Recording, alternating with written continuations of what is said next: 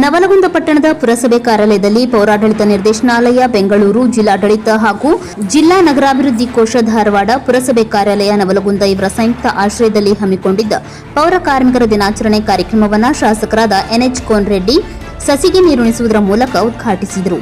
ಈ ವೇಳೆ ಶಾಸಕ ಎನ್ಎಚ್ ಕೋನರೆಡ್ಡಿ ಮಾತನಾಡಿದರು. ಆನಂದ್ ಬೆಳಗಲ್, ಕರಾಳ ಸತ್ಯ ನ್ಯೂಸ್, ನವಲಗುಂದ.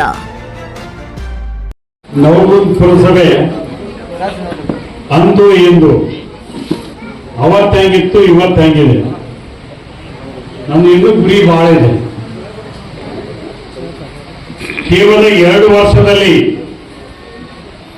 ಕೆಲವು ಪೌರ ಕಾರ್ಮಿಕರನ್ನ ನೇಮಕಾತಿ ಮಾಡತಕ್ಕಂಥ ಪ್ರಕ್ರಿಯೆಗೆ ಚಾಲನೆ ಕೊಡಿಸಲಿಕ್ಕೆ ನನ್ನ ಆಪ್ತ ಸಹಾಯಕನಾಗಿ ಶರಣು ಪೂಜಾರಿ ಇದ್ರು.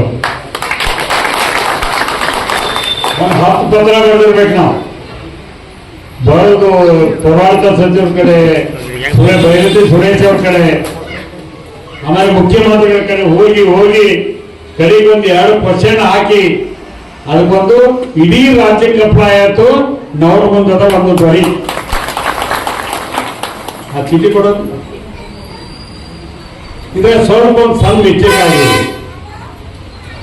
ಈಗ ನಾವೇನು ಪೌರ ಕಾರ್ಮಿಕರಂತ ನೇಮಕಾತಿ ಮಾಡಿಬಿಡ್ತೀವಲ್ಲ, ಅದು ಪೌರ ಕಾರ್ಮಿಕರಂತ ಬಂದ್ಬಿಡ್ತದೆ. ಅದು ಸರ್ಕಾರ ಆದೇಶದಾಗ ಸ್ವಚ್ಛತಾ ಸಿಬ್ಬಂದಿ ಎಂದು ಆದೇಶ ಹೊರಡಿಸುವಂತ ಪ್ರಯತ್ನವನ್ನ ಮಾಡಬೇಕಾಗಿದೆ. ಯಾಕಂದ್ರೆ ಬೇರೆ ಬೇರೆ ಸರಬರಾಜು ಇದೆ.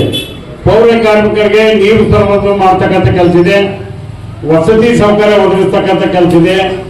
ಹೀಗೆ ಹಲವಾರು ವಿಚಾರಗಳನ್ನ ಇವತ್ತ ಆದೇಶದಲ್ಲಿ ತಿದ್ದುಪಡಿ ಮಾಡ್ತಕ್ಕಂಥದ್ದು ಬಹಳ ಅವಶ್ಯಕತೆ ಇದೆ. ನಾನು ನವಲಗುಂದ ಮತ್ತು ಹಳ್ಳಿಗಳಲ್ಲಿ ಪೌರ ಕಾರ್ಮಿಕರಿಗೆ ನಾವೇನೋ ನಿವೇಶನವನ್ನು ಕೊಟ್ಟೇವಿ.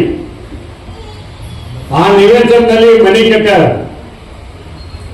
ನಮ್ಮ ಮನೆಗಟ್ಟೆ ಸೇರ್ ಕಟ್ಟಾರ. ಅವ್ರು ಇಷ್ಟೊತ್ತು ಹೇಳ್ಬಿಡ್ತೇನೆ. ಅದಕ್ಕೆ ಯಾರು ಒಳ್ಳೆ ಮನೆ ಕಟ್ಟದ ನಿಮ್ಗೆ ಎಲ್ಲರಿಗೂ ಒಂದು ಜೋರದ ಚಪ್ಪಾಳಿ ಹೊಡೆದ. ಒಂದು ಹೆಜ್ಜೆ ಮುಂದೋಗಿ ಎಲ್ಲಿಗಿರೋರು ನಮ್ಗಿಂತ ಸ್ಪೀಡ್ ಆಗ್ಯಾರ. ಎಲ್ಲ ಪೌರ ಕಾರ್ಮಿಕರು ತಾವ ಒಂದು 2 ಲಕ್ಷ ಹಾಕ್ಯಾರ. ಬಹಳ ಒಳ್ಳೆ ರೀತಿಯಿಂದ ಮನೆ ಕಟ್ಟತಕ್ಕಂಥ ಪ್ರಯತ್ನ ಮಾಡ್ಯಾರ. ನಮ್ಮಲ್ಲಿ 3-4 ಮನೆ ಕಟ್ಟ್ಯಾರ, 4 ಮನೆ. ಅವು ಕೂಡ ಅಷ್ಟೇ ಒಳ್ಳೆ ರೀತಿಯಲ್ಲಿ ಕಟ್ತಕ್ಕಂಥ ಪ್ರಯತ್ನವನ್ನ ಮಾಡಿರಿ. ನಾನು ಒಂದು ನವಲಗುಂದ ಸಿಟಿಯಲ್ಲಿ ಯಾರು ಮನೆ ಇಲ್ಲ ಅಂತ ಅಡ್ಡಾಡಬಾರ್ದು ಅಂತ ನನ್ನ ವಾದ. ಯಾರು ಎಲಿಜಿಬಿಲಿಟಿ ಬರ್ತೀರಿ, ನೀವು ಯಾರು ಮೊನ್ನೆ ಹೌಸ್ಲೆಸ್ ಅಂತ ಹೇಳಿ ಅರ್ಜಿ ಹಾಕಿರಿ, ನಿವೇಶನ ರೈತರು, ನಿಮಗೆಲ್ಲರಿಗೂ ಸೈಟನ್ನ ಇನ್ನೊಂದು 15 ದಿವಸದಾಗ ಹಂಚಿಕೆ ಮಾಡ್ತೀವಿ. ಕೇವಲ 15 ದಿವಸ.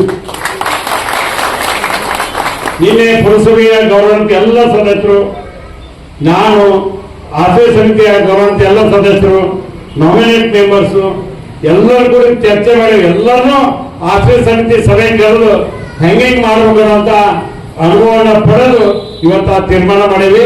ಮನೆ ಇಲ್ಲದವರಿಗೆ ಕೊಡ್ತಕ್ಕಂಥದ್ದು ಬಹಳ ಅವಶ್ಯಕತೆ ಇದೆ. ಫಸ್ಟ್ ರೌಂಡ್ನಾಗ ಒಟ್ಟ ಮನೆ ಇಲ್ಲದವರಿಗೆ ಮನೆ ಹಂಚಿಕೆ ಮಾಡ್ತಕ್ಕಂಥ ತೀರ್ಮಾನ ಮಾಡೀವಿ.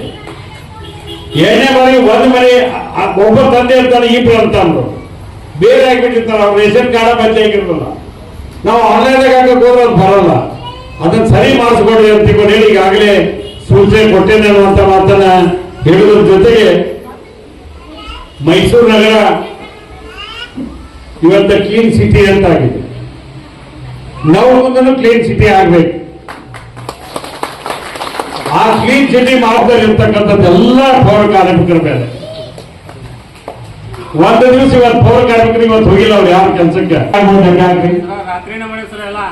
ಗೊತ್ತೈತಿ. ನಾನು ತಲೆ ಮಾಡಲಿಕ್ಕೆ ಹೋಗ್ತೇನೆ ಅಂತ ಹೇಳಿದ್ದೆ ನೀನೆ. ಅಂತ ಒಳ್ಳೆ ಕೆಲಸವನ್ನ ನನ್ನ ನವಲಗುಂದದ ಪೌರ ಕಾರ್ಮಿಕರು ಮಾಡ್ಯಾರ ಅನ್ನುವಂತ ಅದ್ರ ಕೂಡ ನಿಮ್ಗೆ ಮೂಲಭೂತ ಸೌಕರ್ಯವಾಗಿ ಇಲ್ಲೇ